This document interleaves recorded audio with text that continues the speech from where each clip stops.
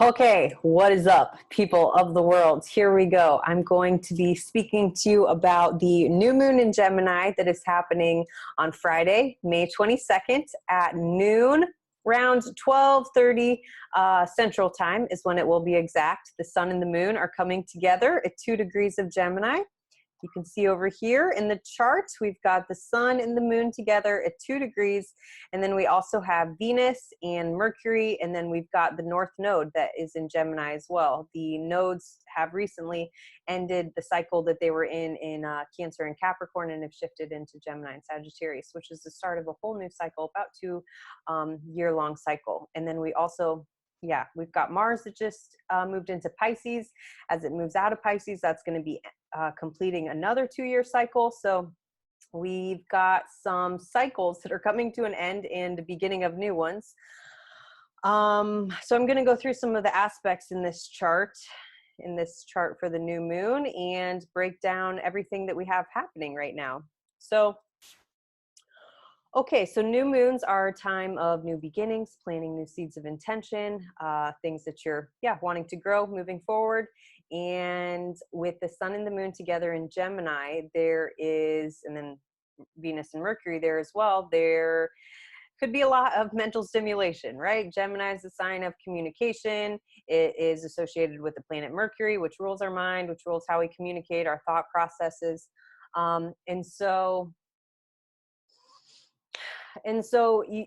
It could feel a little bit overwhelming. It could feel like there's a ton of information floating around. You know, we can probably feel this collectively with the world situation right now and just how much conflicting information is being thrown at us every day. So it could feel, a little bit overwhelming. The low road of this Gemini energy, it could be like ADD, ADHD type energy, like hyperactivity, just like too much mental stimulation, too much information, too many things that you may be wanting to do at this time. Gemini is interested in a lot of different things, and they may not finish any of them. They may not go too deep into any of them. You know, this is the low expression of the Gemini energy. I'm not saying the Geminis can't finish anything, but they're kind of notorious for like skimming the surface on a lot of different things, just gathering a lot of different types of information, just so they know a little bit about a lot of different things. And so you could be feeling that overwhelm. You could be feeling just like there's a long list of things that you want to do, not enough time to do them all. Ultimately, Mercury being the sign that is associated with the Gemini energy, Mercury again being the planet of communication and how our mind works. And you can see this little glyph. And I think this is the high expression of the Gemini energy, is knowing when to disconnect, right? Knowing when to disconnect and to unplug into, when they just feel overwhelmed with all the information floating around or all the things that they need to do.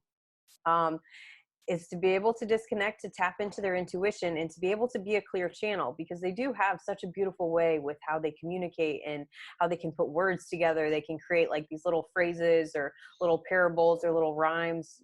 Gemini is just very quick-witted. They're the best at bantering back and forth. They're great. A lot of fun to have conversations with. And so Mercury being the planet that's connected to the Gemini energy, again, the high road of it, these little antennas here, it's like being able to reach up into the heavens to receive the downloads, the information, and then to be a clear channel for source to flow through. And so I think at this time it's important to be aware of the information that we're consuming, to be aware of where we're spending our time and energy, like what information we are letting into our lives, because it can take a toll on your nervous system. Gemini is connected to the nervous system. So just noticing, being aware of when it's time to like pull the energy back in. And it could be a little bit fuzzy or foggy, the information. We've got Neptune here. Neptune at 20 degrees is exactly squaring. Exactly. You can see Venus and Mercury here at 20 degrees. It's making a square. So it's a harder aspect. It's a challenging aspect. Neptune being the planet of illusion, of deception, of confusion, the high expression of it, it can have a really strong spiritual connection to source. It can be super intuitive. It can, reach this place of forgiveness, of unconditional love. This is the Neptunian Piscean energy.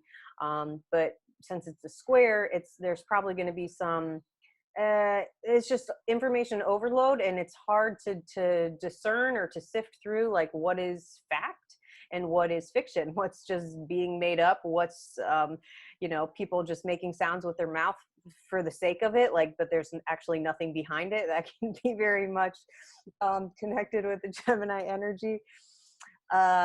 Yeah, so with Neptune making a square, you know, whether it's in relationships, because it's squaring Venus, right? The planet of love, of relationship. Maybe there's a lot of thoughts around relationships right now. Venus is retrograde. Venus, again, the planet of beauty, of love, of relationships. It's retrograde. And when it's retrograde, we've got a lot of planets retrograde. When planets go retrograde, we're slowing down, we're reviewing things, we're pausing, we're going inward, we're like tying up loose ends, bringing more clarity to things that were left unfinished or left like unclear. We're needing to go back into tend to those things. So that could look like reviewing relationships, how you show up in a relationship, how you communicate in relationship. And yeah, and it can be a little bit foggy or fuzzy or like hard to see things clearly. Maybe you're wearing the rose-colored glasses, maybe you're idealizing things, you know, or maybe you can reach the high road of that Neptune energy and you're able to find forgiveness or find acceptance for what's happened. You're able to kind of let go and to surrender a bit. But just understanding that this aspect is present at this time, and it's going to be present for quite some time actually, because Venus is retrograding back. It's retrograding here. It's at 20 degrees. It's going to retrograde back in Gemini, and then it's going to move forward again.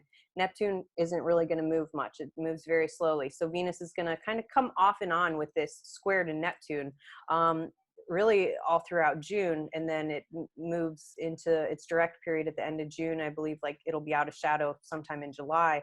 So this isn't going away very quickly. It's going to be something that we're dealing with for quite some time, which is just reviewing what our values are, reviewing how we show up in relationship, looking at how we've done relationship in the past, all kinds of relationship. Just Venus is not just intimate relationships, but just relationships in general, friendships, partnerships of any kind, business partnerships, etc. So we're reviewing that. We're reviewing our communication styles in that. Maybe we're needing to go back and to make things more clear. Maybe we're looking at, yeah, what we want relationships to look like moving forward. You know, Venus retrograde is pretty notorious for exes coming back into our lives, or just needing to tie up the loose ends. So maybe it's having a conversation. Maybe it's yeah, a person from the past coming back in, whether it's an ex or whether it's a friend. Yeah, it can show up in a lot of different ways, but that is one aspect that we have going on again for quite some time. It's not just at the time of this new moon, although it is exact at this new moon. We also have Saturn here that is making a positive aspect. It's making a positive aspect to this Gemini energy, almost exactly. Saturn in Aquarius at 1 degree. This sun and moon at 2 degrees. So Saturn has ended another planet that's shifted into a new sign that is starting a new cycle. So the planets that move more slowly, we're really focusing on when they move into a new sign as it's ending a longer cycle. Saturn stays in one sign for about 2.5 years. And so Saturn's moved out of Capricorn. Saturn, the structures, the foundation, the rules, the government structures that we follow, it's been in Capricorn. Capricorn's very much like the old traditions. This is the way that things have always been done. This is how it needs to continue. And now it's moved into Aquarius, and we can see this. We can all see this happening globally, collectively. Saturn shift into Aquarius. Aquarius is the humanitarian. Aquarius rules technology. Aquarius is the rebellious energy of the zodiac. It's the revolutionary. Aquarius is, you know, this futuristic, visionary energy. It wants to do things differently. It wants to think out of the box. It wants to shake things up. It wants to kind of go into the future to bring back these different ideas that can revolutionize the times that we're in. So I think we can feel this happening collectively. Obviously, a need to fucking change the systems that have been put in place. They're not working. They're crumbling before our eyes. And so we're going to be building a new foundation, individually and collectively. This is going on. But at the time of this new moon, Saturn is making a positive aspect to the sun and the moon. So what that means is maybe some of the ideas that you're having right now, some of the conversations that you're having, maybe some of the people that you're meeting, just like what's swirling around in your head, the seeds that you're wanting to plant. Saturn positively aspecting it, there's like a solidifying energy to the ideas that are being brought up to the surface right now.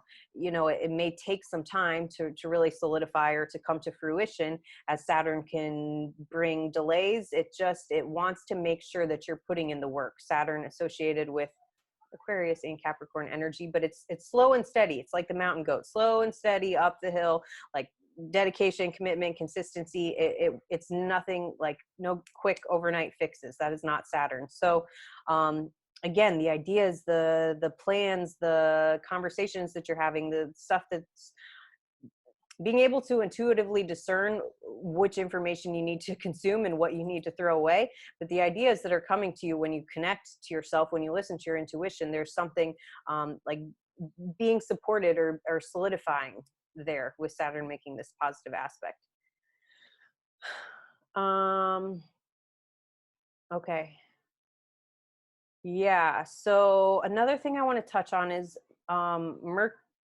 Mars has moved into Pisces, and this is another 2-year cycle that's about to come to an end. So Mars rules our desires. It's like the vehicle we move through life with. It's how we take action on things. It's in the sign of Pisces, the last sign in the zodiac. So it's going to move into Aries soon. And when it moves into Aries, that's the starting of a whole new cycle. So it's ending like a 2-year cycle right now. It's in the process of ending that as it moves throughout the sign of Pisces. It's going to, you know, move through here. It's going to come to 29 degrees. Then it's going to shift into Aries. And what that means is we're tying up a lot of loose ends on many different levels. All the planets that are retrograde right now, that are asking us to slow down and to pause and to review things. You know, Mars is, as it moves through Pisces, I think it's a very watery energy. It can feel very disorienting. It can feel maybe like low energy. It's when these planets move into Pisces energy is the last sign in the zodiac. So it's like a dying, like a shedding of the skin, a transformation that's going to be taking place as it moves out of Pisces and into Aries. So we're looking at how we used to do things, how we used to show up in the world, what our drives, our desires, our passions were, how we just moved through the world. It's going to be shifting. It's kind of coming to an end of an old way of doing things. And I think at the time of this new moon, we're really planting seeds and just keeping an open mind, right? Gemini is all about the open mind, curious, childlike, playful energy that just wants to gather information, wants to, you know, take classes, certifications, courses, like just learning new things and being open to a new way of doing things, being open to a new way of expressing yourself, being open to a new way of moving through the world. Yeah. Okay. What else? I think that is about everything that I want to share. Okay, so there's one other aspect that I'll speak to. Uranus here at 8 degrees is making a positive aspect to Mars. So again, there's a need to do things differently. I mean, we can see this going on globally. We can't continue doing things the same way that we've always done them. We need to revolutionize. We need to create new systems, new ways of moving through the world that's not harmful to the world, that's not harmful to each other, that's supportive of humanity and, you know, within ourselves individually.